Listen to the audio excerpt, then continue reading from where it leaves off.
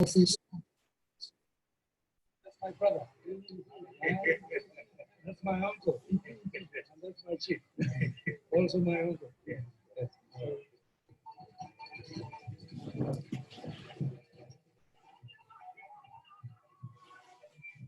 It's a sign how much the people of this fishing village revere the boy who grew up to become a respected academic, government minister, and then head of the United Nations Industrial Development Organization.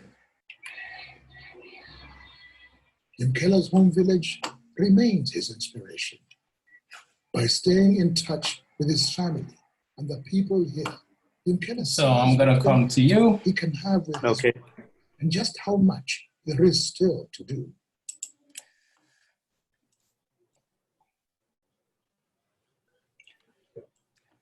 Welcome, welcome. It's a pleasure to have the man that we're basically talking about, Dr. Honorable Yumkella, an African icon, a global player, somebody who left the comfort of the Western world to go back home, again into Africa, to see how he can contribute to the development of Africa, not just only his country, but across many nations on the African continent. And there's no better time as well to have such a personality than now, when the whole world, not just Africa, is wondering what they're going to do during the coronavirus. And suddenly, within the same period of COVID-19, something trending all around the world, something called the Black Lives Matter. And of course, this then is a person that has been fighting for the lives of ordinary Africans for the last decades. Nevertheless, he decided to wash the comfort of where he was in the Western world, in Europe, and now got back home on the African continent and continue with the same passion, enthusiasm, strength, and energy to see what he can continue to do for the people of Africa. Once again, it's indeed my pleasure to have right with us Dr. Honorable Kandeh Yumkella, the man of the moment. You're welcome to this wonderful conversation. Thank you for having me. Honorable Dr. Yumkella, you saw a little bit of an intro courtesy of CCTV, which have done a wonderful documentary on you some years ago. And so all the credit of that footage is to CCTV. And here we are, and based on what you have seen, you are a modern day man and an African. You have shown us in the footage. My simple question to start with this conversation is, based on where you were before in the comfort zone, and again, still in the comfort zone as an African, what gave you the impression to go back to Africa? Thank you for having me. When I saw that footage, there was a lot of nostalgia there. You took me back almost a decade during my days in the global scene and in a wonderful city of Vienna. And indeed, I gave all of that up to come home. It is for a number of reasons. One, the realization indeed that only we Africans can transform our continent. We can have partnerships with the global community. We can tap into global knowledge systems, but the real heavy lifting has to be done by us. And part of that includes having the right political leadership and decision-making to really push for transformative change. The second reason is that I got really, in a way, inside myself, tormented and angry that whenever in all these big development cooperation meetings or global issues, global governance issues, discussions that I would be involved in, whether it is at the UN, the World Bank, think tanks, or World Economic Forum, when I look at statistics, on a number of development statistics, Africa is always at the bottom. So you can say part of it was an angry inner feeling that, hey, why are we always at the bottom? Maybe one could also be part of the solution. But the third, most important reason is what I explained to people is the possibilities I saw. I had been to other places that were quote unquote referred to as basket cases, Vietnam, Cambodia, you know, other places that I had seen in Asia. I've been to places in Bangladesh, Sri Lanka. I've been to factories there, and I could see these countries manufacturing products and exporting to markets in the OECD countries. In other words, the more industrialized countries. They will meet the specifications. They had the right technology, the right management. And I'm saying, wait a minute. When I was a student, these locations were referred to as basket cases. But hey, in terms of economic development, they've transformed. They're producing products. They're managing technology. They're able to service developed countries. In one case, Cambodia, once Pascal Lamy, who was head of WTO, and myself, we hosted a conference there for African ministers of industry and others. And that year, they became self-sufficient in rice production. And I say, wait a minute, if Cambodia can not only be self-sufficient in rice production, they also have factories that are producing products, garments, and other products of the Western world, and they had dictators like Pol Pot, then there is a possibility that Africa can change. But if I come home to Africa, there were also positive examples. I saw change in Ghana. I saw changes happening in Kenya and Nigeria on digital technology. These guys setting up knowledge ecosystems for IT. And then Rwanda. I said, wait a minute. We have even homegrown examples where countries have had problems, conflict, and so on. Even on our continent, they're transforming. Maybe I can be part of the catalyst to make that happen in my country, but also across Africa, at least in my country, but maybe across Africa. So maybe I ought to come home. It was a risky move, but yes, I've been here now 5 years. It's been very, very, I underline, very, very tough, but you know, even still exciting as well, because in the process, I'm learning.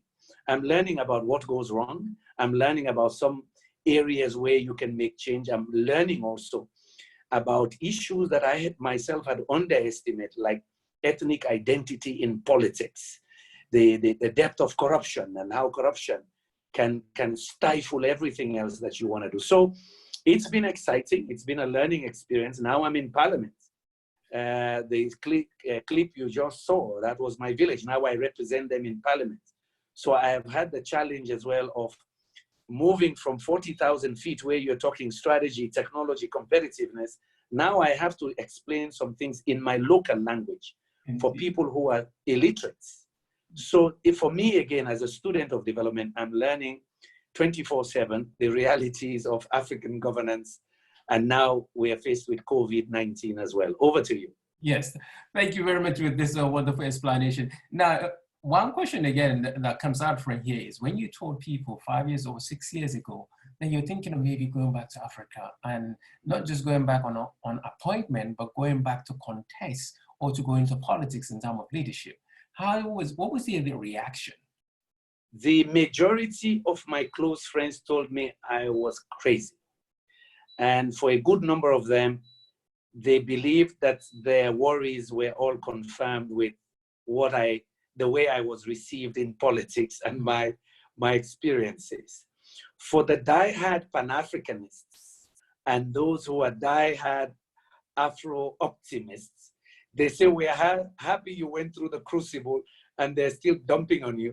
But the fact that you are there, we believe is a success because you survived. Mm-hmm. And we are happy you did it because you have still not left, which everybody predicted that after you are roughed up a little bit, you'll run back to the comforts of the Western world. So my friends are still divided. Now, on a broader scale, part of the global governance architecture, World Bank, UN, think tanks, they are happy that I have been here and gone through some of these experiences. And now I spend a lot of time in Zoom calls and international discussions on a range of issues now. And people call on me because, hey, they say, Kandeh, now you're leaving it. Now you leave poverty because my constituency is one of the poorest in the country. It's my country is amongst the top 3 or 4 in the world that is most vulnerable to climate change. We are amongst the 5 poorest in the world, but it's also a resource-rich country. We're one of the countries with the highest deforestation rates. So people are saying, hey, Kandeh, now we need you even more because you're talking to us from Sierra Leone. So some are really excited, the think tanks, Rocky Mountain Institute, the WHO, UN DESA, this is the Department for Economic and Social Affairs, World Bank, IMF Parliamentary Forum, IRENA in Dubai. They say, we're very happy when we have calls with you and you say, hey, I'm talking to you from my vehicle, I'm heading for my constituency or the border area with Guinea to sensitize them on COVID-19.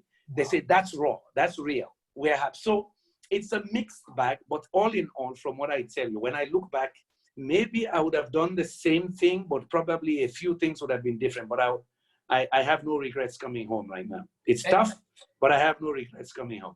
Excellent. Well, at least that would be a motivation for other people watching this to know, not just living in the diaspora, when you have your expertise and you're ready to go through the challenges back home, you still have the opportunity of rendering service to the international organization.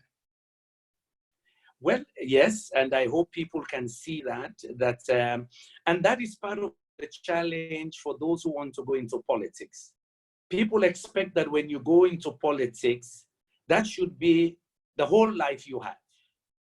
In fact, in some cases, again, let me put it in the context that I'm talking from my personal experience in Sierra Leone.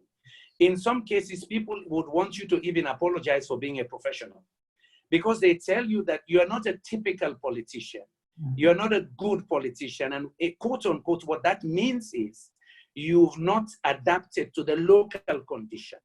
And I have told them very clear that I spent over 20 years studying to be a professional. I spent almost 3 decades working as a professional in places that have transformed, where systems work and structures work, institutions dominate rather than personalities, that I refuse to change some aspects of my life, because if I totally conform, that means society has changed me to the normal bad governance institutions we have here. So I have resisted that. At the same time, I have to learn how to speak the local lingo properly, how I can translate competitiveness in a local context. The whole thing you and I talk about, transformation. How can I explain what I mean by transformation and not just change? Because change in politics in Africa means many times change the driver but leave the engine. The engine is the whole kleptocratic machinery that is holding people back. And when I saw Black Lives Matter and I Can't Breathe movement, and I say what is making Africans not breathe is the corruption on their necks. And it's not just cash corruption, it's the corruption of institutions of all sorts, and the lack of that effective institutional governance, so that people can work within systems. And in this definition, institutions are not just the physical infrastructure. It is the values, the norms, and the processes, and the rules of the game that we define, whether it's in corporate governance or political governance or our social lives and our values, that will value hard work, will value those who show excellence in what they do. We will not celebrate the super corrupt. So it's a balancing act for anybody who wants to come to say, look, demonstrate to the youth that you can be a politician, but it doesn't mean that you shouldn't be an energy expert or sustainability expert, that suddenly you've come and everything you did in the Western world, you have to leave, apologize for it, and now be local. No, I refuse to do that. Amazing transformation indeed, as you call it, transformation, and people are hardworking.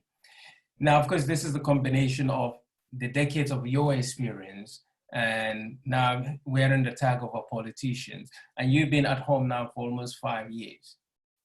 What would be something that you remember over the last 5 years that give you the more encouragement to say, definitely this place needs you more than ever?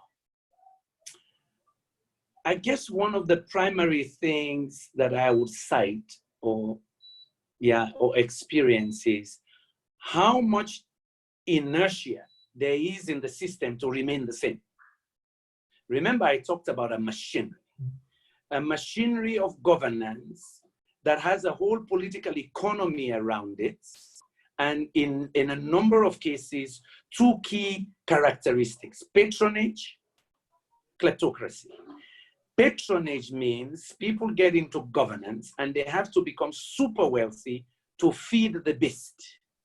Yeah, that patronage system, therefore, builds a whole set of followers who like the system to remain the same, so they can have leakages from the system. Leakages can be through corruption or some other means, so they can enjoy and survive.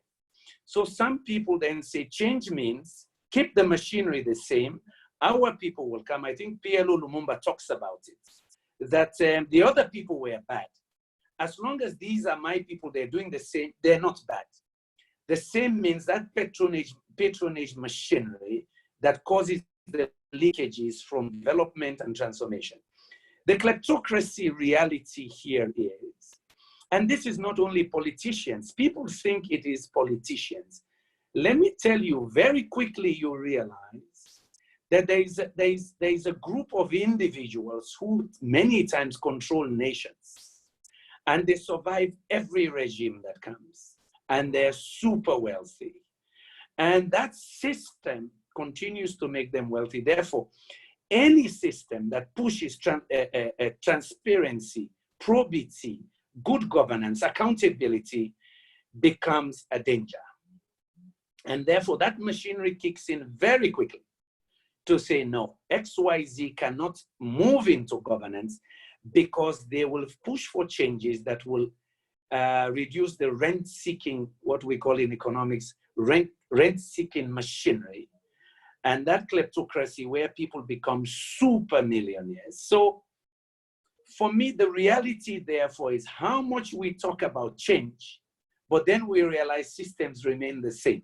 The actors changed, but the system remained the same, yeah? And so you don't see the tangible impact. You see some of the same practices. You say, but wait a minute. When you were campaigning, you talked about against this.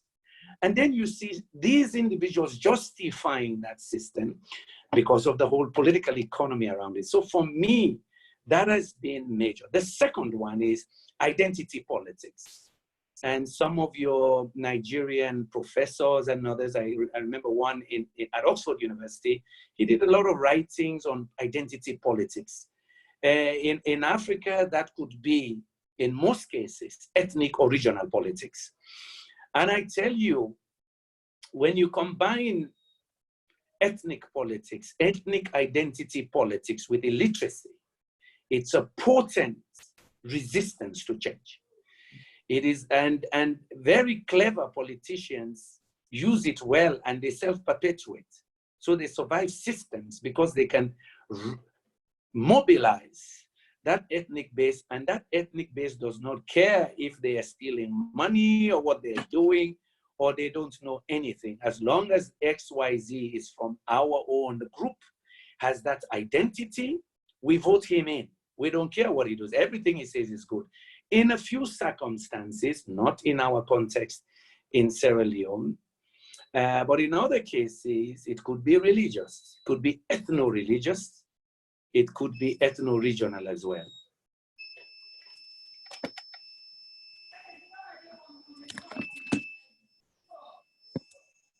We're still talking to Honorary Dr. Yumkella, who is here with us all the way, sharing his view, his ideology so far, on what it has been for him in home, going back home, and then becoming a candidate, and then getting elected into the government. And there, right now, he's been back home for the last 5 years, working and doing something. And of course, he just mentioned some point, basically, in terms of the last word he was talking about is religion or ethnic identity politics, whereby ethnicity tend to come into picture of what it is that he's talking about and what we tend to go through in Africa. And And in the look of things, definitely, I think we definitely have a long way to go. What do I mean by that? Because if we're not able to differentiate merits from the quality of our people that are at home, that are standing for election, then we still have a long way to go in trying to find the right candidate and the right people. While I'm waiting for Honorable Yumkella to probably unmute your mic, the question that comes to mind now based on that presentation is, how then will the system be able to deal with the so-called people in tag of the kleptocracy and this powerful people? Is it by putting a stronger law into the system? And based on what you have seen over there where you are, what then are you doing to strengthen and probably share this wisdom with them? And are they listening? Are they listening? That's a good one. Well, I tell you, you need many more people to speak out about the possibilities in Africa. I want to put it positively. We need to better articulate the benefits society can have based on having good governance. We have to show not examples from other continents, but examples from Africa. We do that a lot here. In my advocacy here or debates on TV or elsewhere, I give Ghana as an example. Why Ghana? Because when I was in university here in Sierra Leone in the late 70s and in high school in the mid 70s, Ghanaians were here. Ghanaian professionals teaching in our schools, doing all kinds of work. Ghanaian fishermen and so on. They will buy supplies from here. You saw the same thing in Nigeria. They'll buy supplies and put it in the Ghana must go bags, soap, all kinds of stuff, take it back. If they have a bar of soap, they cut it into slices so that one bar can last for long. So I always tell them that my generation saw that, and my generation has seen Ghana where it is today. So at least people could relate that, yes, we remember when things were bad in Ghana. We give examples of, so basically, Rwanda is another one. And what I started saying at the beginning, I talked to the young generation about the digital economy and digitalization, that is their future. My generation will only play with it, but their generation, they gotta be IT savvy, they gotta tap into the digital economy. And to help them understand that, I talk about Silicon Savannah in Kenya. I talk about digitalization and ecosystem development in Nigeria and Ghana. Recently, I brought a group here, last year actually, from Ghana, World Reader, that was created by the former CEO of Amazon, but he started the pilot in Ghana. So you have Ghana authors now putting their books and so on tablets for kids to use in schools and libraries. And Ghana has been a hub to spread that, writing programs and so on, and spreading it across the continent. So I give them those examples to show them possibilities, because in my country with 70% illiteracy, unless you make the examples vivid, even though it's tough for them to appreciate that change is possible. But it's still a struggle. What else we can do? We have to keep engaging the young people. That is the hope I have now, that with 60, 70% of African populations below 35 years, and the projections are 30% of those below 25 by 2050, maybe even 40% will be in our continent. I try to give them this picture of hope and possibility in the future. So I call it hope, opportunity, and transformation. I give them hope. I show the opportunities that are there, and then I try to persuade them about transformation. Then I say, all of this will not happen. It will just be a dream if you don't have the right leadership and right value systems and institutions that work. Finally, with the bigger politicians, of course, some dismiss it as academic. I try to say to them, look, our populations might double in the next 20, 30 years. 1.4 billion people soon, and 2.2 billion by 2050. And I say, look, the demographics as transformation is so high. The deterioration of our ecosystems is also high that you're going to have unemployed youth, semi-illiterate, packing into our cities, and they're going to come after all of us in our old age, just to get them to be scared. And I can give them real statistics. Sierra Leone, over 60% youth unemployment rates. Yeah, that is scary. If nobody is scared, I am scared. But those numbers, you can also see in some other African countries. Yet you look at the macroeconomics, 75% of the budget in our country goes into wages and debt servicing. In Zambia, it's about 80% too. So I said to them, look, if you don't manage the economy well, it is not growing, and you're spending money just hiring people in the civil service, instead of encouraging entrepreneurship and supply chain development and innovation, there's going to be a time you can't do anything else. You can't finance your hospitals. You can't finance development because you're spending all the money on paying wages. Because again, we just have to hire. I mean, people tell you, oh, well, it's after the elections, we have to hire our own people. But hey, you don't have the budget. If you tie up your revenues, 80% of your revenues, just covering overhead, what is left? For health, for education, for agribusiness, and for building the infrastructure, physical and institutional that you need to really transform your economy, you're in trouble. So I guess you give hope, but for the leadership, you scare the hell out of them. If they're not afraid of their own situation, I tell you, nothing will change unless it is put in terms that these kids will chase you out one day, and you can't fool them all the time. So at least the word says so. Now, you know, you mentioned digital economy, and question would be, has Africa got enough resources to take care of those identifiable crises or challenges that you just mentioned? Do they have enough resources not to depend on the Western world to say, give us money, we need to do this? Can't they, from their own resources, provide the services and get the money? Do we have the vision? Well, let me put it this way. No nation can have all the resources they need. That's why you need foreign direct investment to come in. I guess what you're referring to in the case of Africa is what I have called that receivership mentality, that we have to wait for donor aid and they have to tell us how to change. We are helpless. We have to wait till they come.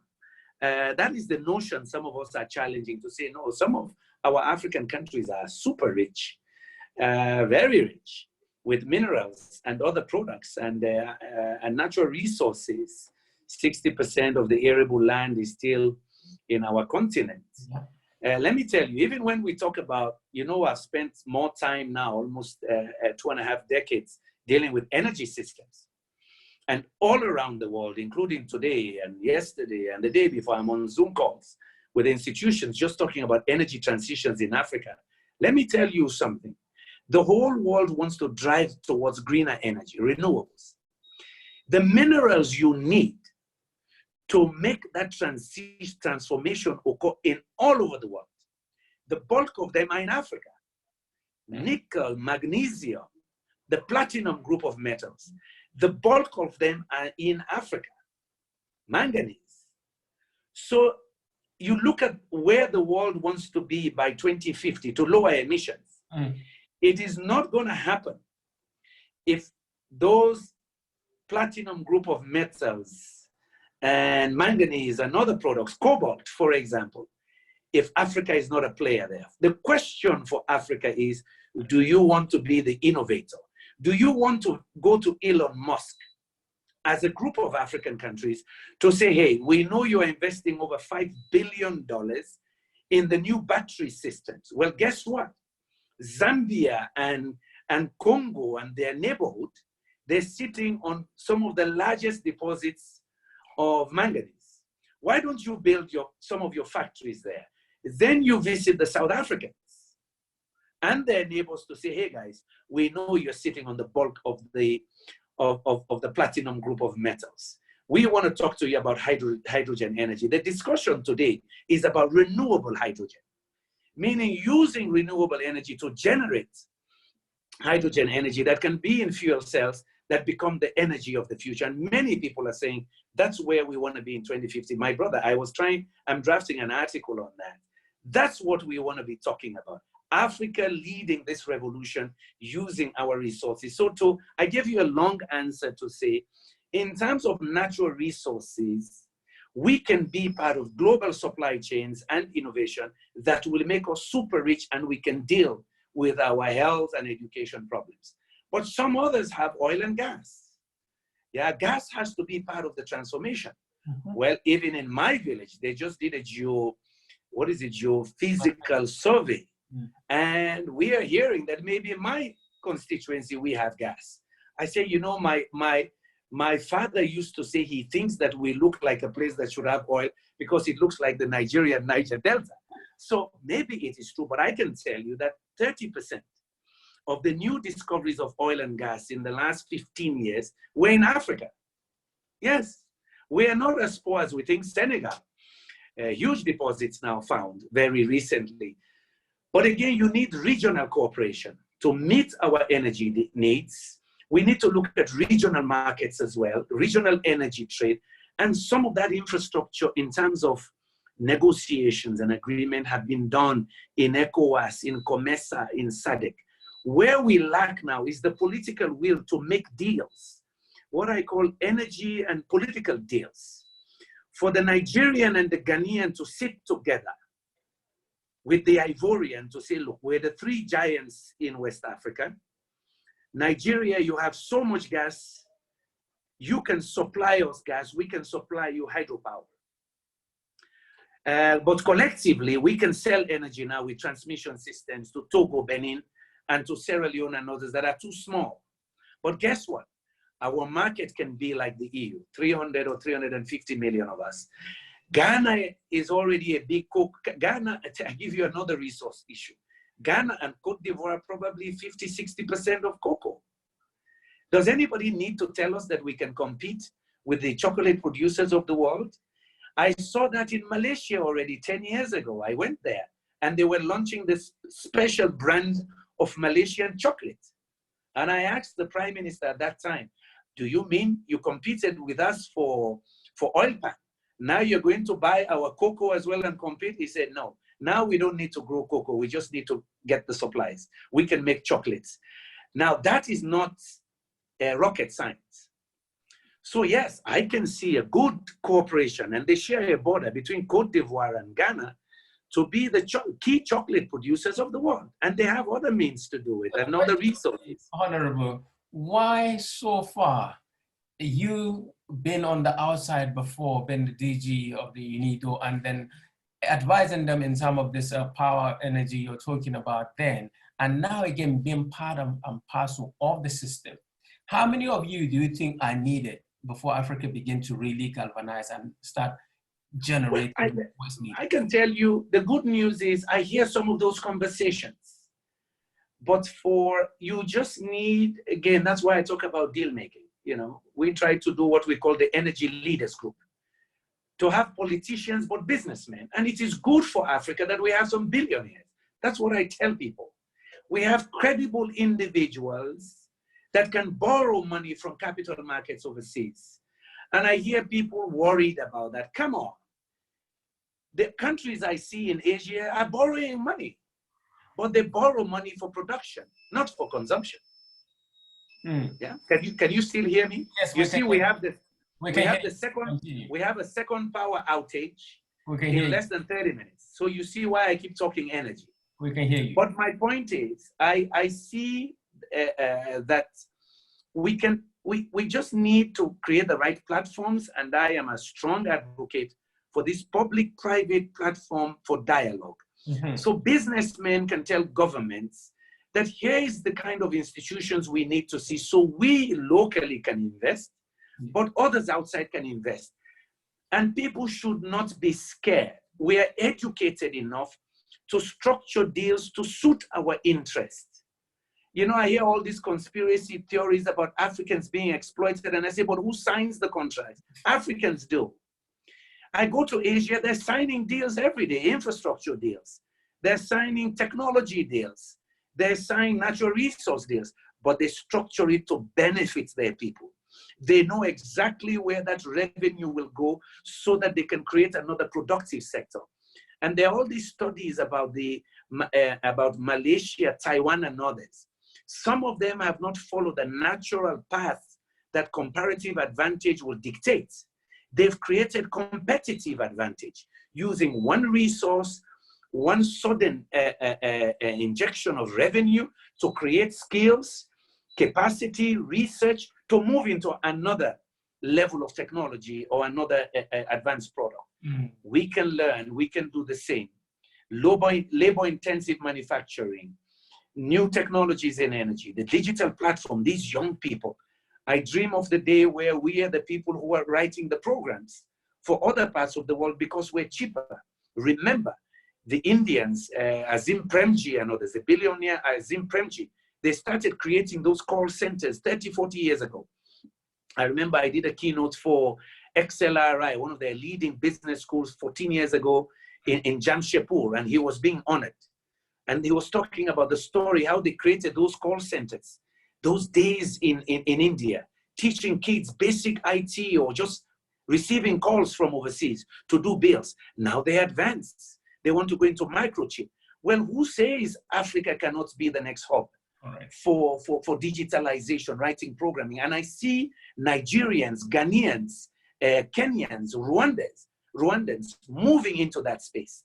That's the way we should be thinking. A South African friend of mine says, Kandeh, as he's a businessman, he does SME incubators, supporting small and medium enterprises to grow. He says, Kandeh, Africans have to learn to ride waves. There is a green energy wave. We have to ride it like the Asians do.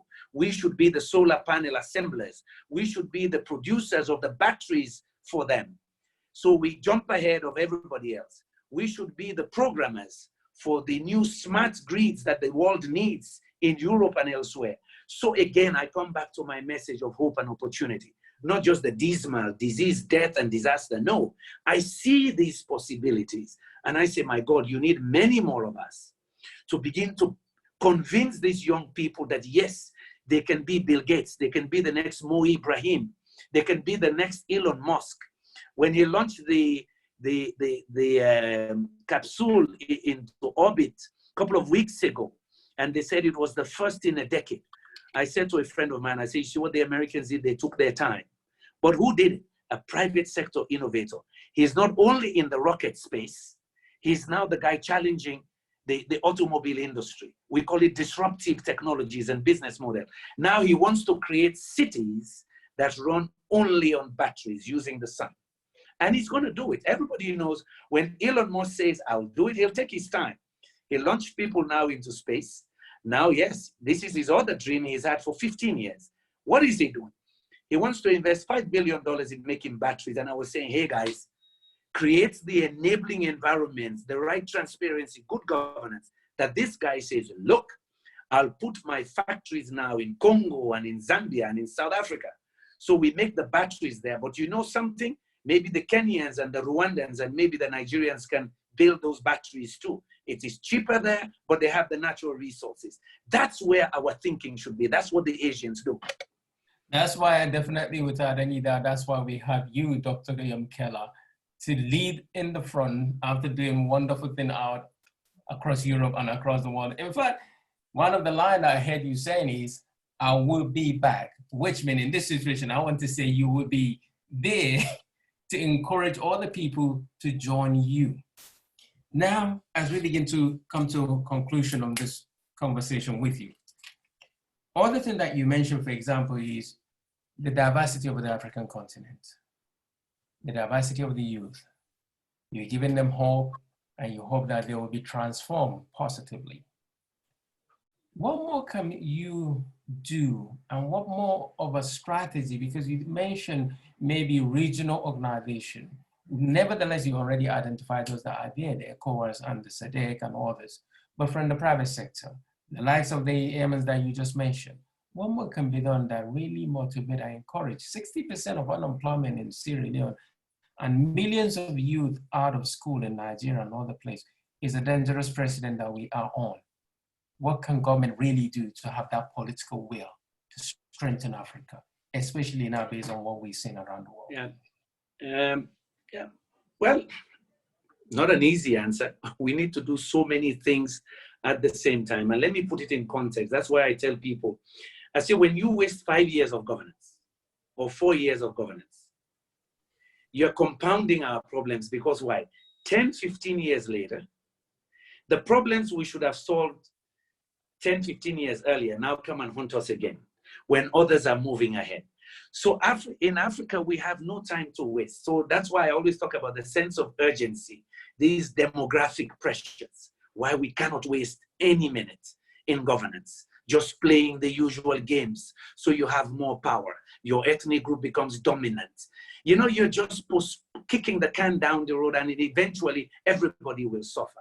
Now we have COVID. You know, I say to people, 3 countries that should be able to handle COVID quickly should be Liberia, Sierra Leone, and Guinea. Why? We had an epidemic before. And I can tell you right now, the World Bank worst case scenario and optimistic scenario for COVID spread in Africa, the optimistic scenario is Ebola in Guinea. The worst case scenario is Ebola in Sierra Leone. This was their April simulation. When I read it, I said, oh my God, my country is an example for the wrong reason. What is the point? If we had invested well during the Ebola time with all the international goodwill we had, we should have enough testing centers now, because we had the bad experience, good manpower. Others should be learning from us and the Congolese and others about how do you deal with pandemics and epidemics, because we've gone through it many times. So it's building institutions and knowledge systems that will serve the test of time, not quick fixes. The same with road infrastructure, the same with governance institutions. So I believe that we in political leadership, in order to do that well, we have to sometimes put parties and politics aside. We are too loyal to parties. We are too loyal to regions. And so when any good ideas come, the first screen we look at, what does it mean for my community, my ethnic group, and my party, and then you think nation. We have to reverse it. It's nation first. So that mindset has to change, and we in leadership have to keep pushing that. The second one is consistency and willingness to keep at it. It's not easy, even me saying that. I've done 5 years here, so by the time I had all the time, it's 6 years. In another 3.5 years, I would have spent a decade now trying to do practical politics. I have tried to demonstrate to people that, look, politics is not the end all. Yeah, I can contribute here in many other ways. But can I show you the young generation? Because people have laughed at me. What is he doing in parliament? He's downgraded himself. I say, poor souls. They don't realize how important parliament is. And that's why I ran for parliament as I was running for president. I said, let me demonstrate to these guys that based on the constitution, that is the organ that should check excessive power. That is the organ that approves every major contract that comes to a country. So when you talk about corruption, it's not the executive arm alone. It is those of us who neglect our responsibility of oversight to make sure that the deals they made are in the interest of the people. Now, if you don't have the right heads in there, it will be the blind leading the blind. Nobody will check excessive executive power. And there's not a single government, whether in America or elsewhere, every government likes a lot of power, a lot of authority. You need an institution to check on them. You need an institution to do oversight. How are you spending our money? Look at you in the UK. Now they're asking Boris, we want to know how you approached COVID-19. It is not a witch hunt. They just need to know, how did you take these decisions? What can we learn from them? And how can we deal with the problem better? You may have made wrong institutions. We don't want to repeat. If our parliaments are not capable of doing the same, or you try to do it and they say, oh, he's anti-government, so you got to go keep him quiet for a little while. You need people of stature in governance for whom the state, the nation comes first. So when people laugh at me or now they tell me he shouldn't talk much, he shouldn't be doing interviews, I say, oh my God. Around the world, they know that Yumkella was not only a manager of institutions or being in think tanks or raising funds for programs, he was a global advocate. And that's why, in fact, people still call me today on energy system. Now my people say, enough or they talk too much. If for keep quiet. So even if you see things wrong, you gotta keep quiet because some like the machinery, hoping they will inherit the machinery later. And it's across Africa, I see that. People love the machinery. Let's not change it too much. Let's tweak it. Or they say, if he talks too much, it means he's anti-government. No. You're helping governance when you even show government ahead of time that if you do X, Y, Z, there will be unintended consequences that will take the country back. If you do that, it is national service. People expect you, especially our politics here is bipolar. Yeah, you have to be left or right. You know, in my party, we call it Alassane or Alusine, twins. When you're a centrist and you put nation first, they call you a hypocrite or he is too much on the fence. I say, no, I take an issue, I analyze if it is good for the nation. If that issue is proposed by government, I back it. It's constructive opposition. And if the issue is not good, I oppose. It's not because I want to obstruct. But it is too new for our politics, and people say, we're not sure he wants to be president. If he wants to be president, he has to align. Very good. Thank you so much. Before I open the window for people to converse, I have one question here from the online. It says, what do you make of African countries doing business among themselves? It is key. It is key. Our continent it has the lowest proportion of intra-regional trade. And we need to enhance that. Of course, some argue that we are not counting the formal trade. Our counter argument is we need to enhance both informal trade, but hopefully more formal trade where we are part of global value chains, but you are not producing everything, you're just producing a component. Yeah, you take the Apple iPhone, components come from all over and they're assembled in China or somewhere else. They don't make all the components. So intra-Africa trade is important, and I'm very happy that with the Continental Free Trade Area, that hopefully we politicians will remove the barriers to trade and have people trade easily. When I worked in Nigeria, I used to drive from Lagos to Accra a few times. I look forward to the day where it is as easy as when I used to drive from Vienna to Berlin or Vienna to London. Yeah, that it is so easy that our trucks are moving, but more importantly, the railroads. You know, we dream of seeing that railroad that connects East African countries, so we reduce the freight costs and we become competitive. That our ports are such that, yes, the Malians or the Burkinabes can export easily either through Accra or some people say even through Sierra Leone. That we have such infrastructure as I saw living in Central Europe in Austria, where they were trading with the rest of the world through rail, through truck, and also by air. But some of the coastal areas in Africa can be major hubs. So I agree with the questioner. We need more intra-regional trade. I lost you on voice. And let me quickly get Mr. Charles Iyori, who probably is an economist. And Mr. Charles, your question for Honorable Yumkella. Good evening, Honorable Yumkella. Hi, Charles. We met in England during Kenke's party. You remember? Yeah. I think that's when you were going to go into the region. And then I also listened to one of your broadcasts in which you were taking on a lot of white men about how easy they always want to come and take minerals and food from us. Can they come into partnership? And I saw all the ashen faces looking at you. This man, you want to blow a bubble.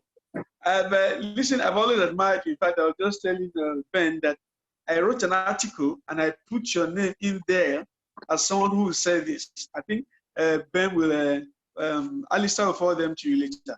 Now, as I'm in private equity, And one of the key things I see about the market dysfunctions in Africa, you've answered most of them. One, if you don't get a legislatures right, the country, Africa cannot take off. Number one, the power of the government, the power of democracy is in legislation. So thank you for making those two moves. The other one I'm saying is that 80% of African population actually produce the food we eat. The yams, those things that you cannot mechanize. You husband them, you want to produce a yam, you really need to go to work for them. But the price stability is not there. There's volatility. So you have yam that you produced last year, you got £1 for it. The same yam this year, you're lucky to get 50p for it. Now, it hasn't reached the level of becoming a commodity exchange of futures. But there's need for us, I mean, in your constituency, to make sure that those people who make those items have a certain price guarantee. Even just to buy those items for the primary schools to eat. Because I met one of your seniors, my question, yes, I want the African parliaments to get together into a conference and to realize that they're not just sidekicks, but they're actually the ones who set up the thing. Can we set up an African parliamentary conference? Thank you. Well, it is possible. Our heads of states lately have been meeting digitally. There was an ECOWAS Heads of State Summit, and there was an AU digital call just a few weeks ago. I'm working on one. In fact, this morning I was just following up. I'm working on one, but of course, Alistair will already guess that it's related to energy systems. In fact, I'm working on two, one for ECOWAS and then one for the Mano River Union.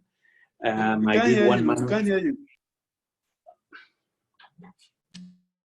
Can you hear me now? Yes. Can you hear? Okay. Yeah. Yes, I agree. There are a number of digital platforms we can use now. I know of one coming up very soon, end of this month, organized by the International Energy Agency for, again, discussion on energy. I am at least engaged in organizing 3 others, looking at distributive renewable energy, potentially looking at gas, and also the whole issue of clean cooking, LPG and electric cooking to save our forests and save the health of our household. Let me throw, so to agree with you that we can do all kinds. This is where I say you ride the wave. You take advantage of platforms and new innovations so that we can have dialogue amongst Africans. And a lot of what I mentioned to you is happening at the parliamentary level. This coming week, we have an IMF World Bank parliamentary discussion on COVID response. This would be my 3rd participation. There's another one, Climate Parliament, where Africans are participating. The key is when you go to these platforms, you take that knowledge home to build institutions or innovate. To just participate and talk and keep it is not going to cut it. The Asians and others go to these places, they make notes, they source material, they make contacts, they see an innovation, they meet the guy after the conference. People like me are chased after a conference. They say, you said this on the panel. Do you have 5 minutes? What did you mean by it? And you see the guy making notes, but by the way he's questioning you, you know he knows better than you, but there's just one unique aspect you said, a nuance that you gave he wants to know. So one answer to your earlier comments about yam and so on, smart subsidies must be considered. The Nigerians must accept that for decades, Nigeria has been the #1 cassava producer in the world. But Nigerians eat cassava 90% raw or semi-processed. So you tell me why Nigeria should not do like Malaysia, use oil money to subsidize cassava so they are the #1 industrializer of cassava. That's what the Thais have done. That's what the Brazilians have done. From cassava alone, you can make more than 10 or 13 products that will reduce imports of certain flours, that will make glue, that can go into textile. I know this because when I worked in Nigeria, 2000 to 2003, and decades later, have been promoting that. So smart subsidies for yam, cassava, and so on is possible. The Malaysians use Petronas money to help subsidize oil palm revolution. They industrialize it to make 30 products. Who says Nigeria cannot do that for cassava or groundnuts? Thank you very much. I think my last one would be Mr. Mack in Italy. Yes, yes, sir. Straight to the question. Thank you. Thank you. Good evening, all. Good evening, Good Doctor. evening. Yeah. Dr. Kandeh, I follow you. I follow your interviews, your dialogues. There was this very impressive one, an interview you had in Ghana some years ago. And they are quite knowledge-based arguments. Now, my question is this. Individually, Africans do well, like you, sir. Individually, a lot of Africans are doing massively well around the world. But that is not getting us anywhere. So far, we've not made any tangible results with the individual progress. We need this collective arrangements where we can have real tangible results, successful results for Africa. How do we begin this collectively as Africans, one people, one blood, one color? How can we begin this step to collectively working together, not as Sierra Leonean, not as Nigeria, not as Gambian or South Africa? You talked of Elon Musk. Elon is South African. A lot of people don't know that. But the grandmother, I think, is Canadian. What he did was because he saw that individually Africans are doing good, but collectively they are not doing good, and probably they'll drag him down. He went to Canada to take his base. So, sir, how do we begin any sincere steps to collect? Thank you, Mark. Timing. Thank you. Yes, to collective. So I think he's coming more or less from the diaspora angle as well. Yeah. In the diaspora, maybe since Africa, you have a lot. Thank you. Well, you can take it at many levels. You can take those guys, you guys in the diaspora, you're living in the first world. Begin to collaborate. When I give lectures in European or American institutions where there are a lot of young Africans, I pick them out in the crowd. I say, hey, make sure the guy sitting next to you is your friend. Make sure the other guy over there, black or white or African, whoever it is, that you make friends. I say, you know what? You never know. You're sitting next to the next innovator. Make friends so you can build those bridges. The Asians do it very well. Yeah? They work for a parent company in Silicon Valley. They leave the parent company. They set up a subsidiary. The parent company begins to subcontract them. Then they move back to India or somewhere else and establish another company. But they're still partnering with their American friends. So let us begin with you. So one level is you guys in the diaspora, begin to partner, do your own businesses there. Let us have some very rich, super rich Africans in the UK, US, Canada, and elsewhere, and France. So they are rich enough, they can invest back home, or they can tap into knowledge systems like how Mo Ibrahim and others are trying to do. Second, let our governments begin to encourage practical cooperation. It is one thing to deliver the speech at the AU. It's another thing to come back and say, look, yes, Nigeria and Ghana are creating a joint venture. I give you some of these examples. Nigeria and Ghana are creating a new company backed by some private sector guys on both sides who are super rich and banks. And yes, they're going to hire young Nigerians and Ghanaians to innovate together. And it is to make money. We have to understand that these ideas have to be commercially viable, to be sustainable over time. Charity is not enough. Third level is local partnerships. We're too suspicious of each other locally. You know, quickly people want to bring you down. What the hell some of us have faced because we decided to come home. If you don't have inner fortitude, you drop dead or you just go.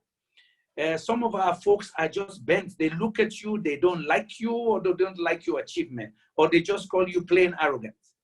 Because in some of our societies, you're just supposed to play along. You're supposed to go along. And even when you ask a question, they say, aha, you see, he thinks he knows everything. My brothers, we have been trained to ask questions.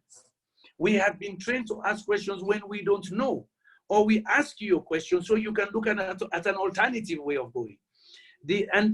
So the too much suspicion amongst ourselves, whether it's ethnic based or just political interest, is so much that we'd rather pull each other down and help somebody else, or just close our ears to your message. And so I gave you several levels, but of course we leaders also have to demonstrate politically that yes, I and Mr. X can disagree in politics, but we are not so disagreeable that we're enemies. In some of our countries, the moment you go have lunch with Mr. X, they say, oh, he's cross-carpeting tomorrow. No, Mr. X and I are not enemies. We just disagree sometimes on tactic or ideology, but probably we both have the same interest to make Sierra Leone great and to make it better.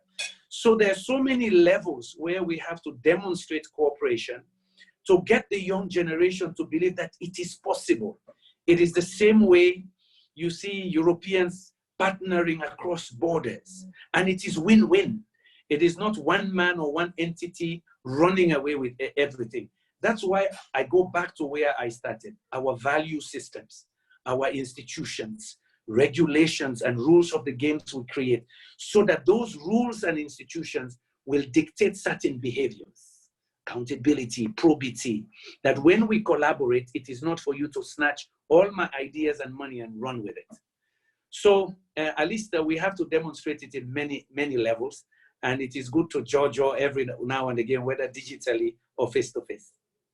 Thank you very much.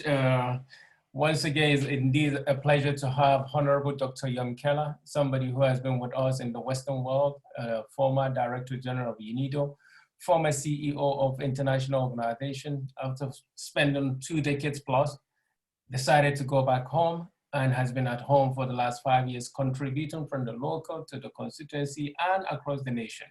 But apart from that, of course, it's all for the benefit and the glory of Africa. And the more people that are engaging him, hearing from him and all the like-minded, the more it will be good for us in Africa. Last line, Black Lives Matter. What do you think? Well, it was sad to see on TV what happened. Some of my siblings and others joined the protest wherever they are around the world. I saw some of them, they sent me. It was sad what happened. It is wrong in any society. So we commiserate with those who are suffering, who are losing their lives because of injustice. We want to address injustice back home as well. We have, metaphorically speaking, knees on people's necks. That includes poverty, that includes extreme tribalism, that includes excessive use of executive power, that includes, above all, corruption, that is on the necks of African youth, that is making them not excel or not inherit 10, 20 years from now better nations. So as we fight injustice elsewhere, let's turn internally and ask ourselves the hard question, are we also practicing other forms of injustice, discrimination, and so on? As a footnote, my career in the United States started in minority affairs. I rose to the rank of assistant to the dean for minority affairs. And so when I saw those images, I said, wow, I could relate to that. I used to deal with those issues in leading academic institutions in the US. So we pray that injustice anywhere is not good and can be resolved, and that all of us can examine ourselves. What kind of injustices are we also aiding and abetting in our communities or in our societies? Thank you. That kind of retrospection is important. Thank you. Well, ladies and gentlemen, here we come to the conclusion of our conversation with a distinguished African person, African child, the son of Africa, and he has shared with us extensively his vision, his mission, and of course, his belief on what we should do and how we can go about it, interacting, transforming, and having that big picture, hope for a better Africa. Once again, Honorable Dr. Yumkella, thank you very much for hanging around with us. Thank you for coming. Thank you. With us. Thank you. Thank you for having me. God bless. So here we come, and we will end our conversation here.